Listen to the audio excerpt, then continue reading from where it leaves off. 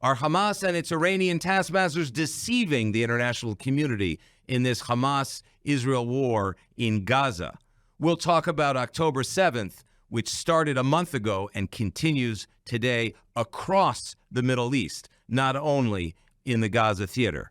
This is Dan Diker, and this is Our Middle East. Al-Shakalau Satlana, together with my co-host, Khaled Abu Toameh. Please join us.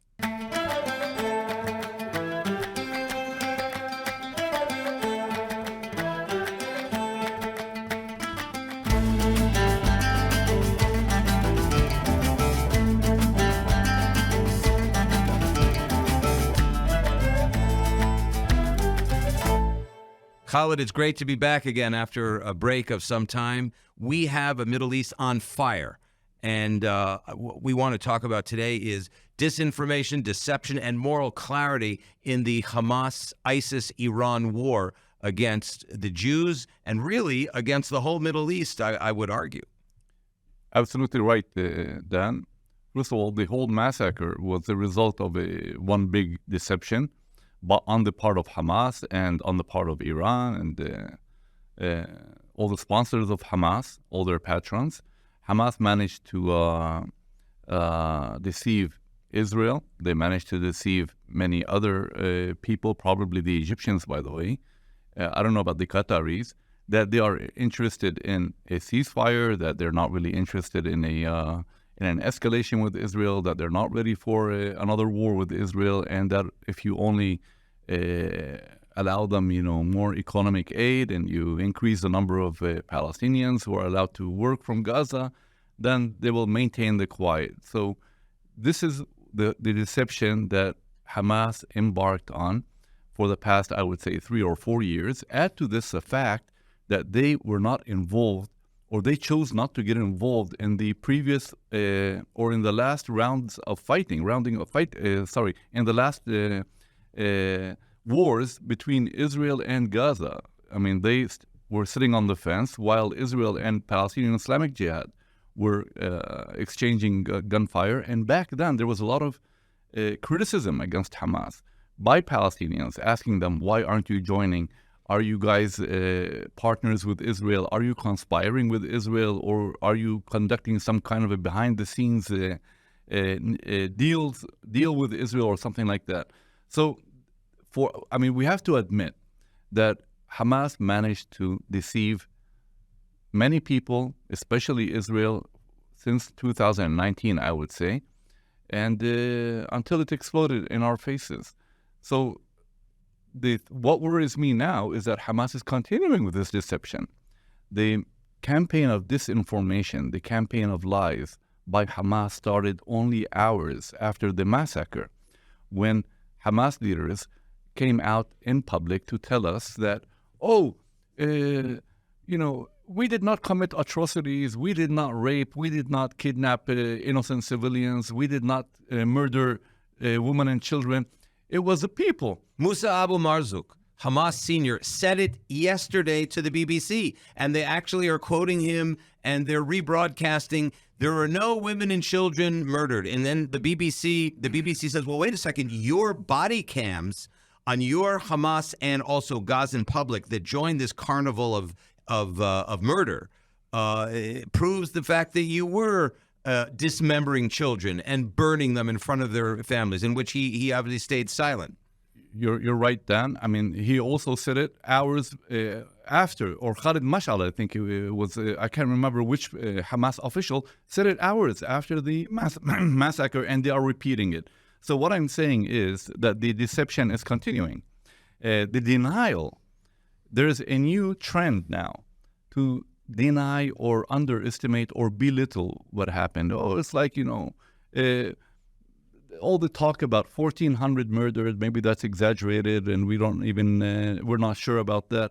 And what is worrying is that many people in the West are picking up all these lies and deceptions. I get many phone calls from people in the Arab world, by the way, including in East Jerusalem and in the West Bank, telling me, are you sure? I mean, something bad really happened. We heard, this was an attack on some Israeli army bases, and that Israel is exaggerating and things like that.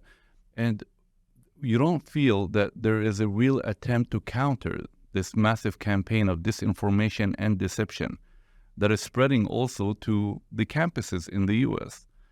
and to anti-Israel protesters around the world. You see that many people are beginning to repeat these lies. Many people are beginning to repeat Hamas's propaganda in this regard. You know, you've been traveling the United States for years and writing and speaking about the pathway to massacre began in the campuses. It didn't necessarily begin only in Gaza. And here, what we see at Harvard, what we see at Cornell, what we see at Columbia, and throughout the Ivy League and way beyond to hundreds of American campuses, is what you have been writing about for years, which is the legitimization of genocidal anti-Semitism, burn the Jews, destroy the Jewish state. This has created a pathway of legitimacy to the massacres of October 7th, which continue, by the way, with the kidnapped victims of that massacre on November the 7th, which is today. So I'm sorry to say that your, I would call, prophetic writings have come true. You know, Dan, I was writing on the basis of my personal experiences. And it happened after I visited several campuses in the U.S. I was invited to speak there. This was more than 10 years ago. Note what I'm talking about. And after I wrapped up my visit to the campuses and after all the, I would say, traumatic experiences I had on some of these campuses, I wrote an article. And in that article, I said that I would not be surprised if the next generation of jihadis in the Middle East graduate from university campuses in the U.S. Because what I saw on the campuses back then, we're talking about more than 10 years ago, Dan, I saw Hamas supporters, I saw Islamic Jihad supporters, I saw people chanting from the river to the sea, Palestine will be free. And when I asked them, what does that mean? They said, well, it means, you know, we want a Palestinian state next to Israel. I saw how many of these people did not even know what they were chanting. But on the other hand, I met many people on these campuses who told me in my face straight, Israel has no right to exist. There was no difference between them and Hamas and Islamic Jihad. They were repeating what was actually said in the Hamas charter. They were repeating statements by Hamas leaders. And they also told me that the PLO or the Palestinian Authority are traitors. And I asked them why. They said because the PLO recognized Israel's right to exist back then in the exchange of letters between Yitzhak Rabin and Yasser Arafat. So what we are talking about is a massive campaign that is being waged on the campuses under the pretext of, you know, supporting the Palestinians. Freedom and justice and equality. But I discovered that it's more about hating Israel than helping the Palestinians. And I told these people, listen, if you really care about the Palestinians, why didn't you do something positive to help the Palestinians? Why didn't you, for example, come to Gaza and defend the rights of women and gay people living under Hamas? That's called being pro-Palestinian. But hiding at a university campus and spewing hatred against Israel does not make you pro-Palestinian. You are Israel haters. And right now, what we are witnessing is empowering Hamas. It is strengthening Hamas. And I'm talking about all these anti-Israel campaigns on the campuses, all these anti-Israel protests that are taking place. I see how Hamas is covering these protests, by the way. Go to the Hamas websites. They're encouraged by these. They're empowered. Hamas leaders are saying, wow, look, the West is standing with us. In other words, the message that Hamas is receiving from the campuses and from the anti-Israel protesters on the streets of Washington, Los Angeles, and London is continue with your massacres. You have the backing of us, the Westerners here. We are here to support you. And that's the message that is being sent to Hamas. It's a very dangerous message, by the way. Absolutely, Khaled. And in fact, you and I have argued in the past, and we're arguing together as the co-authors and co-editors of our forthcoming book, which is called Ivy League Jihad, the Hamas-inspired Students for Justice in Palestine Unmasked, how Jihad has actually kidnapped and hijacked American campuses, and it goes beyond campuses. There are tens of thousands of people demonstrating, protesting, even with flags of ISIS. Even with flags of ISIS and representations and support for Al-Qaeda, you have here a global jihad that is overtaking the West, and it has become sort of the nightmare that people had not foreseen. I don't know, Dan, if it's all the campuses, but I can testify that many campuses have been hijacked by Israel haters, by people who support Jihad, which is holy war against Israel, people who openly support Hamas and Palestinian Islamic Jihad. And think of it like this. If a moderate, pragmatic Arab Muslim like me is reluctant to go back to a university campus, what does that mean? What does that show you? I mean, I travel in the West Bank. I work in the West Bank. I'm not afraid. I don't receive death threats. But if I go to a campus, that's much more dangerous. What I'm saying is that when I came with a message of coexistence, peace, and integration, and I want to, 2-state, 3-state, whatever, and I want a good life for my people, the Palestinians, and I want to see an end to corruption, and I want to see an end to Hamas's repressive measures against the Palestinians. They kicked me out. Yeah, they did not accept me. So what do you want? I mean, actually, they are anti-Palestinian. That's what their message. They are. So if you support Hamas, you're actually supporting Hamas's repression and of Palestinians living in Gaza. How many Palestinians in Gaza fled the Gaza Strip in the past 2 or 3 years? According to some reports, more than 30,000 Palestinians fled Gaza. They went to Europe. They went to, some of them died on the way, by the way, in all these smuggling ships to Greece, to Europe, and all that. So by supporting Hamas, they're actually acting against the interests of the Palestinians. And they're also acting against the interests of, we have almost 2 million Israeli Arab Muslims and Christians in the state of Israel. And when they call for the destruction of Israel, they're calling for the destruction of our shared home. And this is a point that I think is being overlooked in this entire horrific situation that we find ourselves in. I mean, the good news is that the vast majority of the Arabs inside Israel have not come out against the state of Israel since the massacre. I do hear many voices, by the way, that are condemning Hamas for the atrocities. Let's not forget, dozens of Arab Israelis were killed, injured, kidnapped in the Hamas massacre. What we're talking about here is, something unprecedented. I've never seen Arab Israelis talk like this against Hamas and express fear for the future relations between Jews and Arabs inside Israel. Arab Israelis understand that Iran and its proxies have been trying to, for number one, stop the normalization between Israel and Arab countries. Number two, damage relations between Jews and Arabs inside Israel. Yeah. Number three, damage relations between Israelis and Palestinians. I mean, there are so many messages behind this massacre that we all need to be very careful. I think that's a very important point that you raised. The reason this is a global jihad in the sense that the Iranian regime, the IRGC, the Islamic Revolutionary Guard Corps, which is the terror arm in Iran and outside Iran of the regime, of the mullahs, they engineered and executed a very sophisticated strategy, which is really a nuclear bomb, in inverted commas, of the relations between Jews and Arabs within Israel, between Israel and its emerging Arab partners in the Middle East. And of course, the big pigua, the big terror attack was to try to destroy the evolving and almost formalized relationship between the Kingdom of Saudi Arabia and Israel, which was very close to being signed. Yep, you're absolutely right. Then what we are witnessing right now is the axis of evil, the Iran-led axis of evil, doing exactly what it has been saying it will do. Destroy Israel, undermine moderate Arabs and moderate Muslims, destroy the Zionist project, wage jihad. And they've made progress, by the way. In the past few years, the Iran-led axis of evil has made progress. Iran is now occupying 4 Arab countries. They're sitting in Yemen through the Houthis. They're sitting in Lebanon through the Hezbollah. They're sitting in Iraq.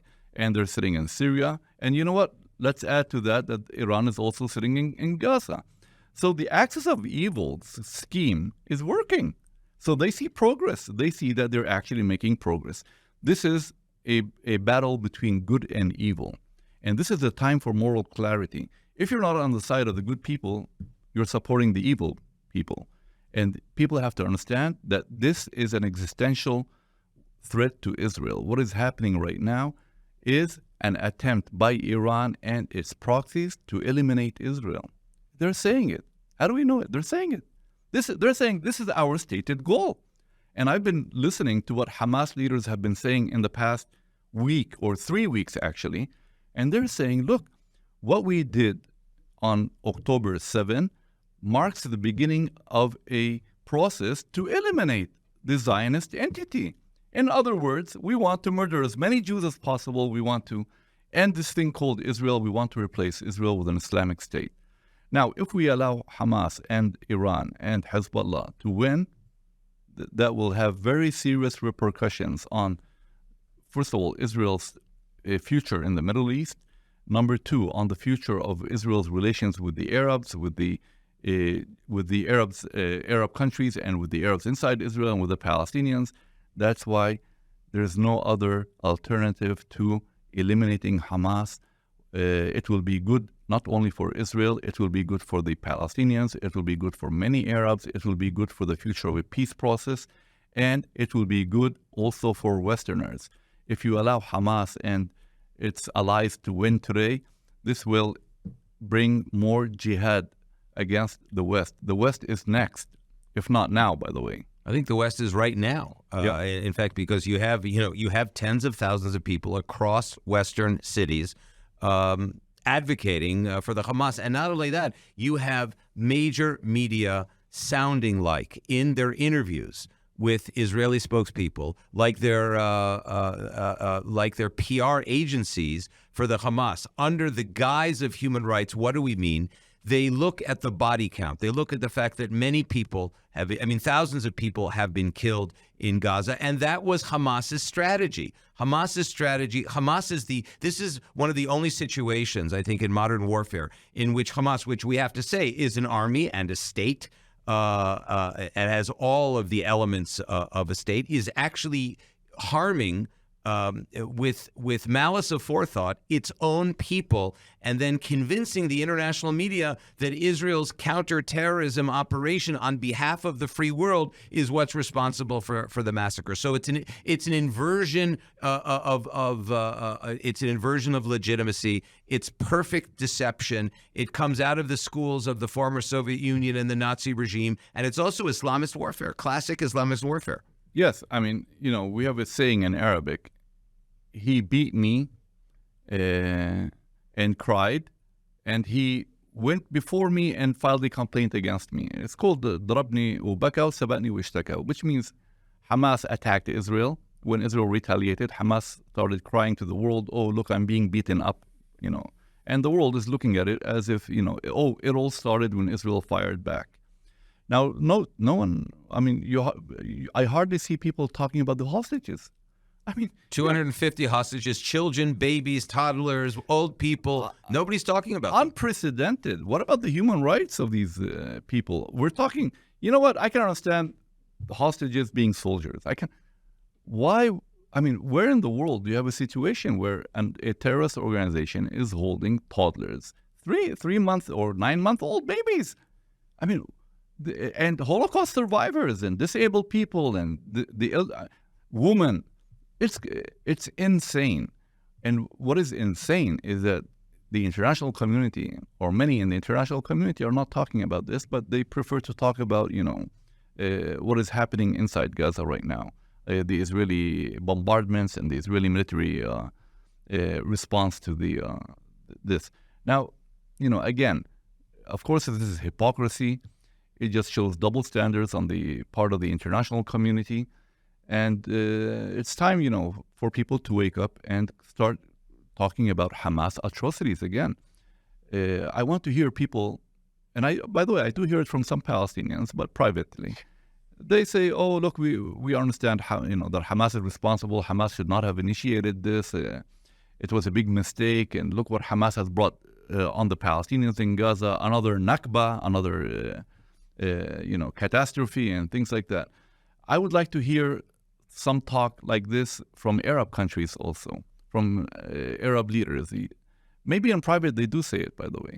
But the Arab leaders, Khaled, are very sensitive to public opinion. And it's an ironic statement I'm making because these are not democracies. However, they're still very sensitive to the body politic, to the public opinion. And therefore, and the public opinion in large part in a number of countries from the Gulf and beyond are emotionally with Hamas and with what they call their Palestinian brothers. And I blame Arab leaders for driving Palestinians, for driving the Arab people into the open arms of Hamas and Muslim Brotherhood. Why? Arab leaders, in order to survive, they divert attention against Israel. They divert all the frustration and anger on the Arab street towards Israel. It's a way of distraction. And Natan Sharansky, in his book, The Case for Democracy, which he wrote with Ron Dermer, called it double talk or double speak. Yes, so Arab dictators unleashed this wave of incitement against Israel in the mosques, in the media, in the rhetoric, blaming Jews for all the miseries of the Arabs and the Muslims. And the people start hating Israel and they start hating Jews. Why? Because if they're not hating Israel and they're not hating Jews, they might come to the Arab dictator and may God forbid, they might knock on his door and demand reform and democracy. So my point is that it's the Arab leaders who have radicalized their people against Israel to a point where they can no longer, these leaders, condemn any terrorist attack against Israel. So that's why you see that there's a big gap between the Arab leadership and the Arab street. Arab leaders tell their Western counterparts something in English and another thing to their constituents in Arabic. And this double talk is, it's not new. As you said, Natan Sharansky talked about it. I've been talking about it for years, by the way, because I happen to speak a number of languages and I listen to what people say, the same people say in different languages. And unfortunately, the messages are sometimes contradictory. One of the deception successes that the Iran-Hamas-Hezbollah axis has enjoyed has been and I think it is a real deception against U.S. policy when we move from the U.S.-aligned, Saudi-led Arab alliance, meaning primarily the Gulf, and also Egypt and Jordan to a certain degree in terms of government policy. But what they have done for the Americans to call for what they call a humanitarian ceasefire is code language, really, for what is in truth the bolstering and strengthening of the Iranian-Hamas axis. Any ceasefire, any truce will benefit Hamas and will benefit Iran and Hezbollah. Look, Hamas is desperate now for a ceasefire. Israel has really hit them very hard. Many of their commanders have been killed. The army is closing in on them in their bunkers. And I'm sure they are desperate. And they're even saying it. They're sending all these SOS, help us, help us, help us. Of course, they're putting it under the guise of, we need to protect the civilians. Hamas does not care about civilians. Hamas will fight Israel to the last Palestinian. And will kill its own civilians in order to kill more Israelis. What's happening right now is the same. They don't care. They're hiding in civilian areas. If they really cared about of their own population, by the way, they would not have launched this whole attack in the beginning. You can't send 3,000 terrorists into Israel and not expect Israel to respond. And you can't, hide behind civilians and not expect civilians to get killed. And you can't fire from schools and hospitals and residential areas and not expect civilians to get killed. Sometimes I try to go into Hamas's their mindset before the attack and see what were they thinking. What were they thinking? That you can butcher hundreds of Israelis and get away with it? That Israel would just, respond with a few airstrikes? That Palestinian civilians would not be killed in an Israeli retaliatory attack? You know what? I've been interviewing Hamas leaders from day one, by the way. I've interviewed Sheikh Ahmed Yassin, Ismail Hani. I've met all these people. But when I think today about it, I really don't have an explanation. Other than maybe these people have decided to commit suicide. Or perhaps, or perhaps jihad, which includes suicide on behalf of holy war. Yes. is it the way they're thinking about it? Because you're right. I mean, if we put on our rational Israeli or Western, liberal hats, you'll say, well, what kind of an outcome were they expecting? They knew that Israel was going to destroy them. Exactly. That's what I'm trying to say. I mean, it just doesn't make sense then. To us. But again, I watched some of the videos, by the way, and you see that some of these terrorists who infiltrated Israel, they were driven by a very strong religious sentiment. They were reciting phrases from verses from the Quran. They were repeating all kinds of Islamic statements, and they were actually talking about jihad. And some of them were actually saying, "We are on our way to martyrdom."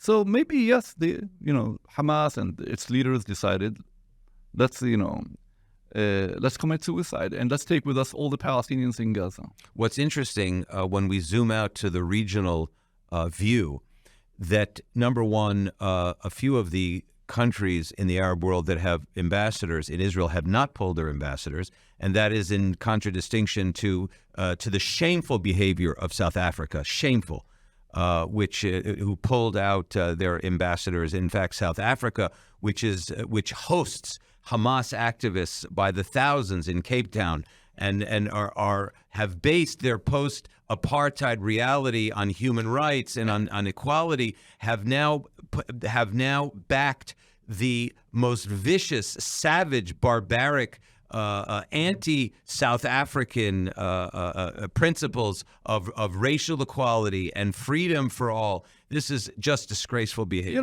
Again, Dan, this is another example of Westerners or foreigners trying to be more pro-Palestinian than some Palestinians and some Arabs, by the way. The Palestinian Authority itself did not even cut off relations with Israel. Palestinian officials are continuing to travel through with their VIP. Yeah, they travel abroad. Hussein al-Sheikh was just in Jordan, and President Abbas is coordinating with Israel. And do you think that in Ramallah people really care? The Palestinian leadership really cares about Hamas? They don't care about Hamas. They're actually happy to see Hamas gone, but they cannot say it in the open. So what I'm saying is that these Westerners need to watch their words very carefully. If they are so much in love of Hamas, why don't they open their doors and invite all these jihadis to come to South Africa and then we'll have peace over here. And true, and PA leaders, as we've been saying in our Palestinian Authority Accountability and Reform Initiative, which was very much the vision of Sander Gerber, one of our really top strategists and board members at the Jerusalem Center for Public Affairs, has said, and we say, that the 60% of the Palestinian Authority budget goes to Hamas. So they are the chief protagonists in one of the most major, severe cases of terror financing today in the world. And this is the same Palestinian Authority that was killed and expelled by Hamas in 2007. This is the same Palestinian Authority that imposed economic sanctions on the Gaza Strip in 2018 in an effort to bring down Hamas. This is the same Palestinian Authority whose leaders have been describing Hamas as a terrorist group, as a dark group, as a group that acts against the interests of the Palestinians, as a militia that serves the interests of Iran and the mullahs in Tehran.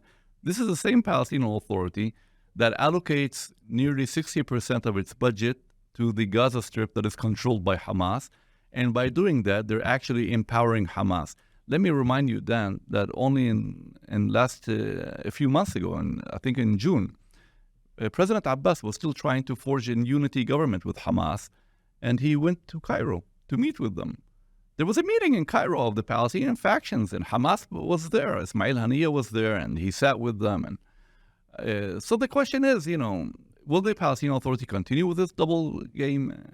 Who are you fooling, President Abbas? Why can't you condemn Hamas? Not only are they not condemning Hamas, you have pointed out during our recent series of presentations and lectures in the United States that Hamas has branded this massacre and the subsequent jihad against Israel and actually Jews in America as the Aqsa Flood, which in how do we say it in Arabic? Tawafan al-Aqsa. Tawafan al-Aqsa. So the Al-Aqsa Flood is exactly reflective of the point that you brought up 25 minutes ago, which is this, from their point of view, this is very much a religious, ideological war that uses Jerusalem as a flashpoint. This, by the way, is the same flashpoint that Yasser Arafat used from the beginning of the Oslo process back in 93. Many in the West and some in Israel said, oh, we should not turn this into a religious war. Well, we have news for you folks. The Palestine Liberation Organization and all of its constituent members, which include Palestinian Islamic Jihad, Al-Aqsa Martyrs Brigade, the Palestinian Liberation Front, the Fatah, this is a religious war from their point of view. I have news for you, Dan.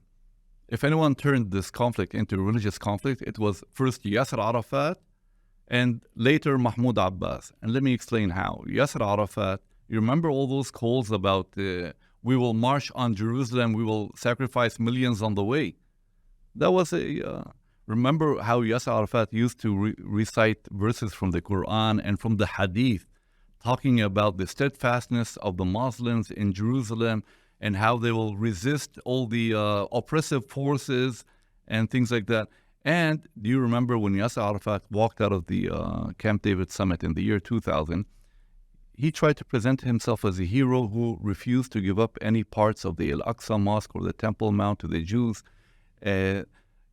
That's where the Palestinian Authority, through its rhetoric and its actions, started turning this conflict into a religious conflict. In 1996, when the tunnel was opened, under Netanyahu's first administration, what happened? The Palestinian Authority started shooting at the Israelis. There was a big, for several weeks, we had fighting. People have a short memory, by the way. Palestinian policemen were shooting at the Israeli army. Okay, luckily, that ended. But then, look at Mahmoud Abbas. Since 2015, Mahmoud Abbas, like Yasser Arafat, has also, through his actions and through his rhetoric, has turned this conflict into a religious conflict. I'm referring to the visits by Jews to the Temple Mount. What Mahmoud Abbas did in 2015, we need to keep reminding our friends. In 2015, Mahmoud Abbas declared that the Jews visiting the Temple Mount are defiling with their filthy feet our holy sites. This was a battle cry. This was a message to people: go out, defend your mosque against these Jews who are, desecrating our holy places. And people did go out. We had the knife intifada that came only weeks after Arafat's statement. After Mahmoud Abbas' statement. Later, the Palestinian leadership and Palestinian media also used these visits to ramp up, ratchet up. Yeah, anti-Israel sentiments on the Palestinian and Arab and Muslim street. They tried to even drag the Arab and Muslim world into this conflict by telling them, oh my God, come and look what the Jews are doing. The Jews are planning to destroy the Al-Aqsa Mosque. The Jews are planning to divide it in time and space between Jews and Arabs. And the Palestinian Authority was also depicting these visits as violent incursions. They were also describing, by the way, the Jewish visitors as extremist Jewish settlers. So this is the terminology that I'm talking about. This is the type of incitement that created this atmosphere that this impression that this is a religious war. And it's no surprise that Hamas actually endorsed that message and used this Tawafan al-Aqsa, the Al-Aqsa Flood, to describe its atrocities on October 7. Hamas is actually saying what President Mahmoud Abbas told them to do. They're saying we also want to defend the Al-Aqsa Mosque. That's why we invaded Israel. So this is really, in a large sense, a continuation of 30 years of Palestinian leadership's call for jihad against Israel, but it's really also against the West, because as we've said in this program, this war, and we said this in 2006 during the first the Second Lebanon War that we wrote then, this is a war for the West. It's not only a war for Israel because it was a Hezbollah and Hamas joint operation. And guess what? Last night, there was a joint attack of rockets from the Joint Command Center between Hamas and Hezbollah in southern Lebanon. People don't realize that Hamas is not only in Gaza, it's not only in areas under Palestinian Authority control in Jenin, in Nablus, where there are Hamas and Iranian operatives on the ground. It's also coming from southern Lebanon. Yep, that's true on the one hand. On the other hand, I've been watching demonstrations in Ramallah, Nablus, and other Palestinian cities in the past few days, and I see that in addition to chanting anti-Israel slogans, they're chanting slogans against the U.S., against Canada, against France, and even sending threats, by the way. So what I'm saying is that this jihad that has started against Israel is on its way to Israel's friends or anyone who dares to stand with Israel. And they are beginning to openly talk about the fact that this is not only an Israeli war on the Palestinians, this is a U.S.-led war in which other parties are involved. Many Palestinians see themselves as being in conflict, not only with Israel, but with the West now. And it's only a matter of time before it moves into Western capitals, the jihad.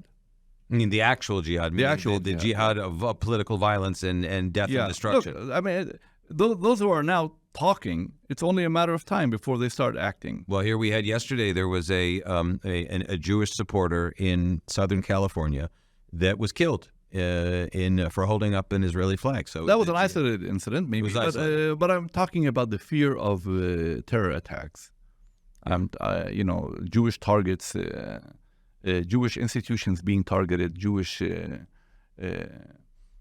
politicians and Jewish diplomats around the world and things like that. So this is a clarion call for people in the free world, in the West, to stand up for truth and to stand up for moral clarity, including, by the way, and with this we'll end our program today and we'll continue quite regularly for our viewers, because I think this is the most consequential program where Jews and Arabs together, we're fighting the same war for our same country in our Middle East, a region that can be prosperous and secure and safe, a region that was on the way to great normalization, which the Islamic Republic of Iran and its proxies, its marionettes around the Middle East have tried to destroy. The point that I wanted to make a minute ago is it really is strange that 22 countries, many of them Western countries, who have kidnapped victims, hostages in Gaza, being held by a jihadi organization, have not brought down the roof, of the United Nations, have not had major demonstrations and protests in their own countries on behalf of their own nationals that are being held hostage. Yes, that's a very good question, Dan. And it's a question that should be addressed to the leaders of these countries and their constituents. Where are they? What are they doing? Okay. Just 2 days ago, we learned that a 10-year-old Irish girl is being held by Hamas. I mean, I haven't seen that. Did you see a reaction from the Irish government? I have not. Or the Irish parliament, or maybe there were some reports in the Irish media, but... Time for the free world to wake up. That's absolutely. I think that's our headline and our closing line for today's show. Khaled Abu Toameh, Middle East is a Palestinian affairs analyst. Thank you very much for your insights, and we'll continue together because this is, in fact, our Middle East together. Al-Shakal al-Sadlana. Thank you. Shukran jazilan. Thank you so much. And to our viewers, we hope to get millions of viewers from across the Middle East and the West in order to join hands on behalf of freedom, security, safety, brotherhood, sisterhood, and a better future for all of us. Thank you very much. All the best.